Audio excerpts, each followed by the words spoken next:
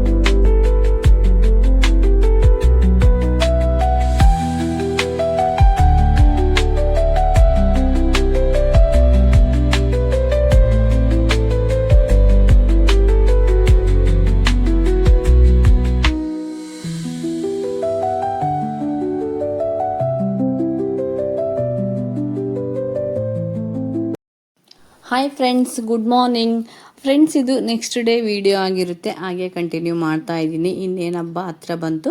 ಹಬ್ಬಕ್ಕೆ ಎಳ್ಳಚ್ಚು ರೊಟ್ಟಿ, ಹಾಗೆ ಸೇಂಗಿನ ಹೋಳಿಗೆ, ಹಾಗೆ ಮತ್ತು ಎಳ್ಳು ಬೆಲ್ಲ ಕೂಡ ರೆಡಿ ಮಾಡಬೇಕು. ಅದನ್ನೆಲ್ಲ ಇವತ್ತೇ ರೆಡಿ ಮಾಡಿ ಇಟ್ಕೊತೀನಿ. ಫ್ರೆಂಡ್ಸ್, ನಮ್ಮ ಕಡೆ ಸಂಕ್ರಮಣ ಹಬ್ಬ ತುಂಬ ಗ್ರ್ಯಾಂಡಾಗಿ ಆಚರಿಸ್ತೀವಿ. ಅದಕ್ಕೆ ಅಡುಗೆ ಕೂಡ ಅಷ್ಟೇ ತುಂಬ ವೆರೈಟಿಯಾಗಿ ಅಡುಗೆ ಮಾಡ್ತೀವಿ. ಸೇಂಗಿನ ಹೋಳಿಗೆ, ಸಜ್ಜಿ ರೊಟ್ಟಿ, ಹಾಗೆ ಬದ್ನಿಕಾಯಿ ಪಲ್ಯ, ಹಾಗೆ ಭರ್ತಾ, ಗಟ್ಟಿಬೇಳೆ, ಚಿತ್ರಾನ್ನ. ಈ ಹಬ್ಬ ಮಾತ್ರ ತುಂಬ ಚೆನ್ನಾಗಾಗುತ್ತೆ. ಈ ಹಬ್ಬಕ್ಕೆ ಮಾಡಿರೋದನ್ನೆಲ್ಲ ಬುತ್ತಿನ ಕಟ್ಕೊಂಡು ಒಳಗೆ ಹೋಗಿ ಊಟ ಮಾಡಿಕೊಂಡು ಬರ್ತೀವಿ. ಈ ಕಡೆ ಏನಿಲ್ಲ, ಮನೆಯಲ್ಲೇ ಮಾಡಿ ಊಟ ಮಾಡ್ತೀವಿ ಅಷ್ಟೇ. ಫ್ರೆಂಡ್ಸ್, ಬೆಳಗಿನ ತಿಂಡಿ ಬಂದು ಪಾಸ್ತಾ ಮಾಡಿದಳು ನನ್ನ ಮಗಳು, ತುಂಬಾ ಚೆನ್ನಾಗಾಗಿದೆ. ಬಾಕ್ಸಿಗೆ ಕ್ಯಾಪ್ಸಿಕಮ್ ಬಾತ್ ಕೂಡ ಮಾಡಿದ್ದೀನಿ. ಫ್ರೆಂಡ್ಸ್, ಪಾಸ್ತಾ ಮಾತ್ರ ಸೂಪರಾಗಿದೆ. ಟೇಸ್ಟ್ ಕೂಡ ಅಷ್ಟೇ ತುಂಬಾ ಚೆನ್ನಾಗಿ ಬಂದಿದೆ. ಎಲ್ಲ ತರಕಾರಿ ಹಾಕಿ ಹಾಗೆ ಕಾರ್ನ್ ಹಾಕಿ ಮಾಡಿದ್ಲು ನನ್ನ ಮಗಳು. ಬನ್ನಿ ಈಗ ಬೇಗ ತಿಂದು ಹಾಗೆ ಕೆಲಸ ಸ್ಟಾರ್ಟ್ ಮಾಡಬೇಕು ಈ ಹಬ್ಬದ. ಫ್ರೆಂಡ್ಸ್, ಇವತ್ತು ನನ್ನ ಮಗಳು ಪಾಸ್ತಾ ಮಾಡಿದ್ದಾಳೆ. ವೈಟ್ ಪಾಸ್ತಾ ಅಲ್ಲ ಚಿನ್ನಿ, ಸೂಪರಾಗಿದೆ. ನನಗೆ ವೈಟ್ ಪಾಸ್ತಾನೇ ಇಷ್ಟ.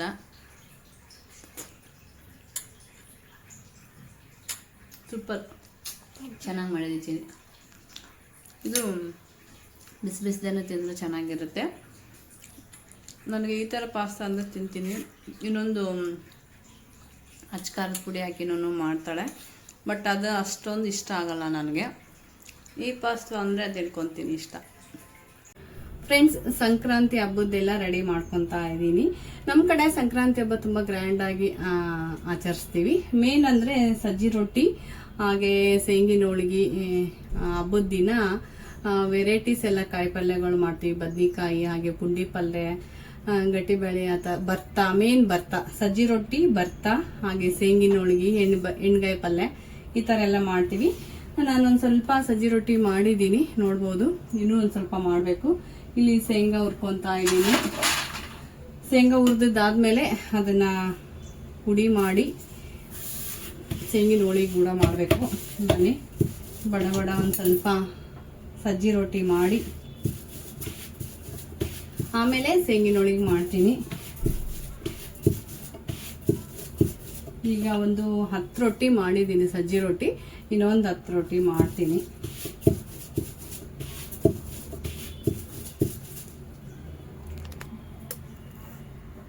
ಬಿಸಿಲಿದೆ, ಹಂಗಾಗಿ ಕ್ಲೀನಾಗಿ ಕಾಣಿಸ್ತಾ ಇಲ್ಲ. ನಾನು ಈ ಥರ ಲಟ್ಟಿಸ್ತೀನಿ ರೊಟ್ಟಿನ ಬೆಳ್ಳಣಿಗೆಯಿಂದ. ಈ ಸಂಕ್ರಾಂತಿ ಹಬ್ಬದ್ದು ನಮ್ಮ ಕಡೆ ಎಲ್ಲ ಉತ್ತರ ಕರ್ನಾಟಕ ಸೈಡು ತುಂಬ ಗ್ರ್ಯಾಂಡಾಗಿ ಮಾಡ್ತೀವಿ. ಹಬ್ಬದ ದಿನ ಅಥವಾ ಮರುದಿನ ಕರಿದಿನ ಎಲ್ಲ ಅಡುಗೆ ಮಾಡ್ಕೊಂಡು ಒಳಗೋಗಿ ಒಳಿ ಸ್ನಾನ ಮಾಡಿ ಗಂಗೆ ಪೂಜೆ ಮಾಡಿ ಆಮೇಲೆ ಬುತ್ತಿ ಏನು ತೊಗೊಂಡೋಗಿರ್ತೀವಿ ಅದನ್ನೆಲ್ಲ ಊಟ ಮಾಡಿಕೊಂಡು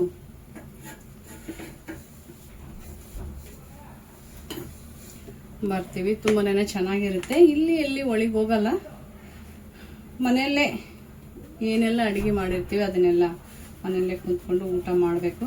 ನೋಡ್ಬೇಕು, ಈ ಸರಿ ಹೇಳ್ತಾ ಇದ್ದೀನಿ ನಮ್ಮ ಮನೆಯವ್ರಿಗೆ ಎಲ್ಲಾದರೂ ಹೋಗಿ ಬರೋಣ ಅಂತ. ಏನಂತಾರೆ ಗೊತ್ತಿಲ್ಲ. ಹ್ಞೂ ಅಂದರೆ ಹೋಗಿ ಬರ್ತೀವಿ, ಇಲ್ಲಾಂದರೆ ಮನೆಯಲ್ಲೇ ಕುಂತು ಊಟ ಮಾಡಿ ಜೈ ಅನ್ನೋದಷ್ಟೇ.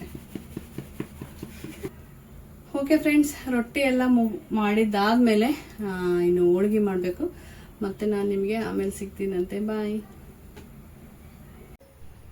ಫ್ರೆಂಡ್ಸ್. ಇಲ್ಲಿ ಶೇಂಗಿಂದು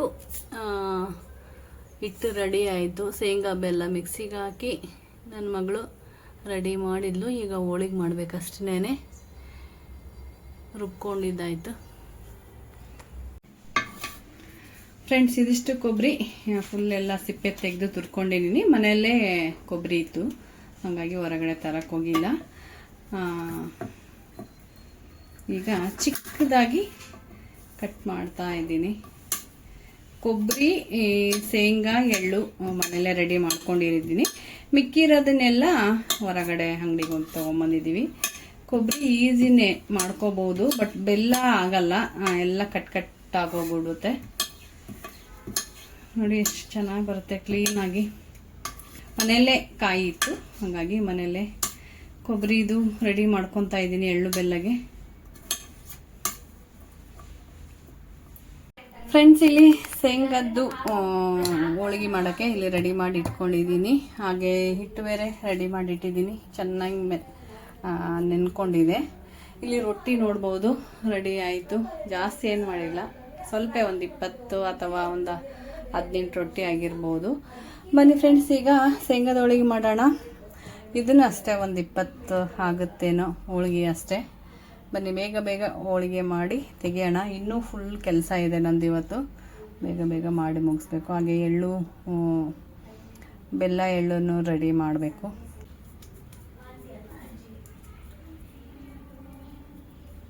ಇಷ್ಟು ತಗೊಂಡು ಇದನ್ನು ಇಷ್ಟು ಮಾಡಿ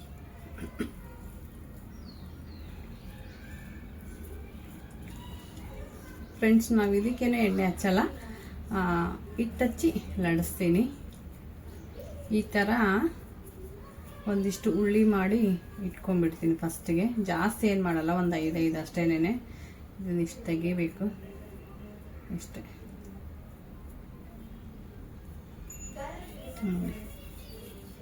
ಈ ಥರ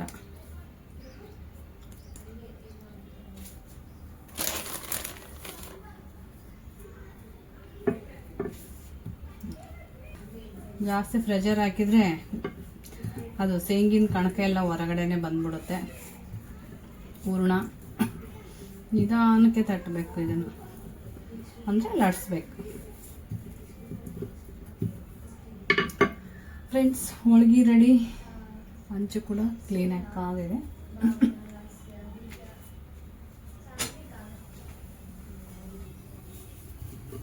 ಇದು ಫ್ರೆಂಡ್ಸ್, ಇದಕ್ಕೇನು ಒಬ್ಬರೇ ಸಾಕು, ಯಾಕಂದರೆ ನಿಧಾನ ಬೇಯಿಸ್ಬೇಕಿದೆ ಹೋಳಿಗೆನ. ಆರಾಮಾಗಿ ಒಬ್ಬರೇ ತುಂಬಿ ಒಬ್ಬರೇ ಮಾಡ್ಕೊಬೋದು. ಈ ಕರ್ಜಿಕಾಯಿ ಆ ಥರದ್ದೇನು ಮಾಡ್ತೀವಲ್ಲ ಅದಕ್ಕೆಲ್ಲ 2-3 ಬೇಕಾಗುತ್ತೆ. ಶೇಂಗಿನ ಹೋಳಿಗೆ ಏನು ಒಬ್ಬರೇ ಆರಾಮಾಗಿ ಮಾಡ್ಬೋದು.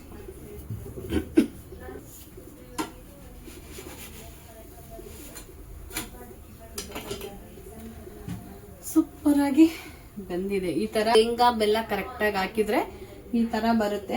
ಬೆಲ್ಲ ಏನಾದರೂ ಜಾಸ್ತಿ ಹಾಕಿದ್ವಿ ಅಂದರೆ ಎಲ್ಲ ಹಂಚಿಗೆ ಹೊರ್ಕೊಂಡ್ಬಿಡುತ್ತೆ. ಬನ್ನಿ ತೋರಿಸ್ತೀನಿ ಹೋಳಿಗೆ.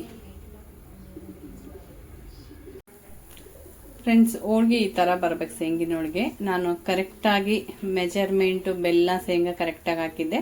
ಅಂದರೆ ಬೆಲ್ಲ ಜಾಸ್ತಿ ಹಾಕಬಾರ್ದು, ಬೆಲ್ಲ ಜಾಸ್ತಿ ಹಾಕಿದರೆ ಹಂಚಿಗೆ ಹೊರ್ಕೊಳುತ್ತೆ. 1 ಪಾವು ಶೇಂಗಾ ಹಾಕಿದರೆ 3/4 ಅಷ್ಟೇ ಬೆಲ್ಲ ಹಾಕಬೇಕು, ಅಂದರೆ ಈ ಥರ ಬರುತ್ತೆ.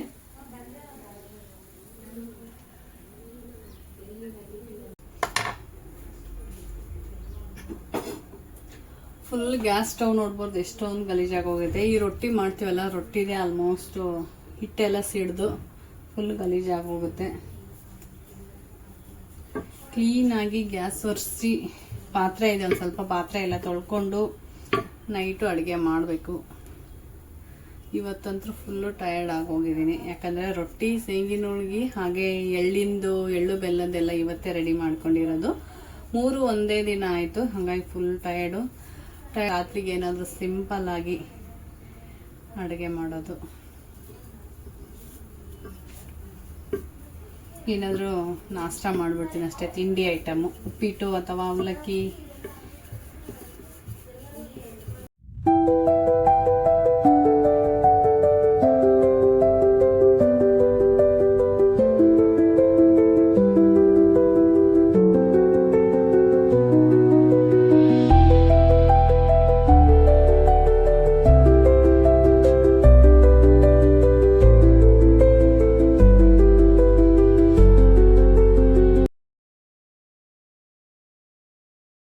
ಫ್ರೆಂಡ್ಸ್, ನಮ್ಮ ಉತ್ತರ ಕರ್ನಾಟಕ ಸೈಡು ಎಲ್ಲ ಹಬ್ಬಗಳು ತುಂಬ ಗ್ರ್ಯಾಂಡಾಗಿ ಮಾಡ್ತೀವಿ. ಸಂಕ್ರಮಣ ಆಯಿತು, ನಾಗರ ಪಂಚಮಿ ಆಯಿತು, ಶಿವರಾತ್ರಿ ಆಯಿತು, ಪ್ರತಿಯೊಂದು ಹಬ್ಬಗಳನ್ನು ಅಷ್ಟೇ ತುಂಬ ಗ್ರ್ಯಾಂಡಾಗಿ ಮಾಡ್ತೀವಿ. ಈ ಸಂಕ್ರಮಣ ಹಾಗೆ ನಾಗರ ಪಂಚಮಿ, ಶಿವರಾತ್ರಿಗೆಲ್ಲ ಉಂಡಿಗಳು, ಶಿವರಾತ್ರಿ ನಾಗರ ಪಂಚಮಿಗೆ ಉಂಡಿ, ಕರ್ಜಿಕಾಯಿ, ಗಾರಿಗೆ ಆ ಥರ ಎಲ್ಲ ಮಾಡ್ತೀವಿ.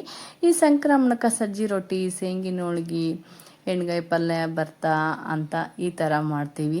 ಎಲ್ಲ ಹಬ್ಬಗಳು ಅಷ್ಟೇ ತುಂಬ ಗ್ರ್ಯಾಂಡಾಗಿ ಆಚರಿಸ್ತೀವಿ. ಈ ಸಂಕ್ರಮಣಕ್ಕೆ ಅಂದರೆ ತುಂಬ ಸ್ಪೆಷಲ್ ಅಂತ ಹೇಳ್ಬೋದು. ಯಾಕಂದರೆ ಎಲ್ಲನೂ ಮಾಡಿಕೊಂಡು ಹೊಳೆಗೆ ಹೋಗಿ ಹೊಳೆ ಸ್ನಾನ ಮಾಡಿ, ಹಾಗೆ ಗಂಗೆ ಪೂಜೆ ಮಾಡಿಕೊಂಡು ಎಲ್ಲರೂ ಅಕ್ಕಪಕ್ಕದ ಮನೆಯವ್ರನ್ನೆಲ್ಲರೂ ಕರ್ಕೊಂಡು ಎಲ್ಲರೂ ಹೋಗಿರ್ತೀವಿ.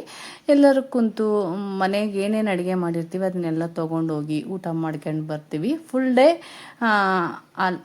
ಆ ಥರ ಟೈಮ್ ಸ್ಪೆಂಡ್ ಮಾಡ್ತೀವಿ. ತುಂಬಾ ಚೆನ್ನಾಗಿರುತ್ತೆ.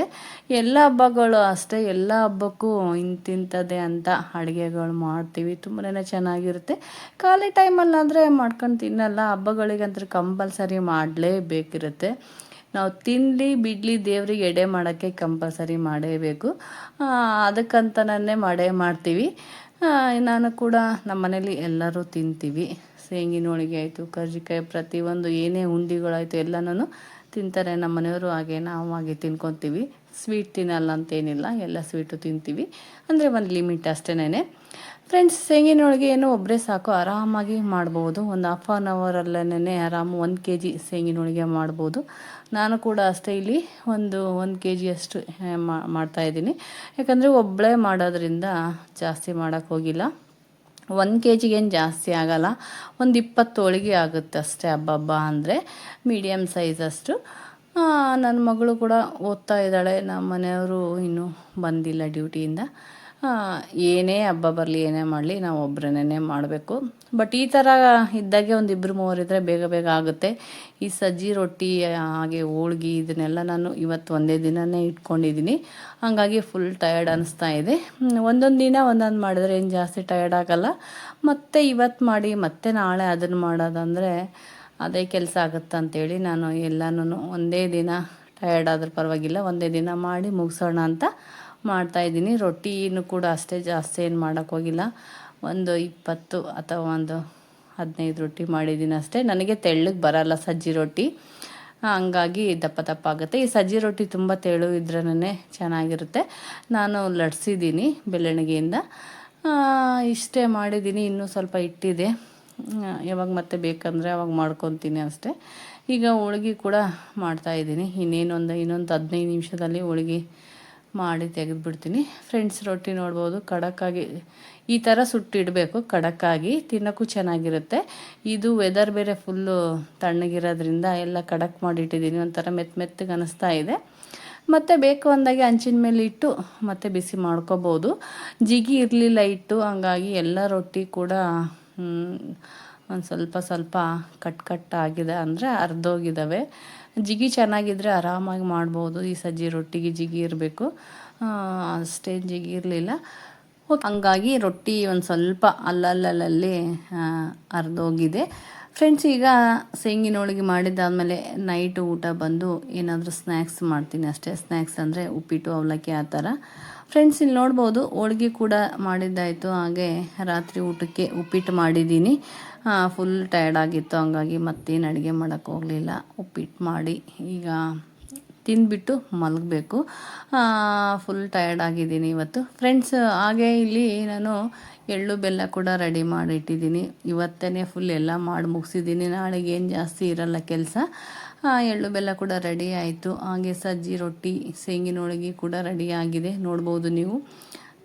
ಇಲ್ಲಿ ಹೋಳಿಗೆ ರೆಡಿ ಮಾಡಿದ್ದೀನಿ, ಹಾಗೆ ಸಜ್ಜಿ ರೊಟ್ಟಿ ಕೂಡ.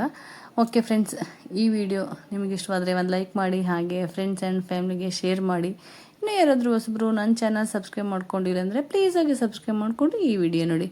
ಫ್ರೆಂಡ್ಸ್, ಹಬ್ಬದ ಪ್ರಿಪ್ರೇಷನ್ ಎಲ್ಲ ರೆಡಿ ಮಾಡಿದ್ದೀನಿ. ನೀವು ಕೂಡ ರೆಡಿ ಮಾಡಿದ್ದೀರಾ, ಮಾಡ್ತಾ ಇದ್ದೀರಾ ಅಂತ ಕಮೆಂಟ್ ಸೆಕ್ಷನಲ್ಲಿ ಕಮೆಂಟ್ ಮಾಡೋದು ಮಾತ್ರ ಮರಿಬೇಡಿ. ಓಕೆ ಫ್ರೆಂಡ್ಸ್, ಮತ್ತು ನಾನು ನೆಕ್ಸ್ಟ್ ವಿಡಿಯೋದಲ್ಲಿ ಸಿಗ್ತೀನಂತೆ. ಬಾಯ್.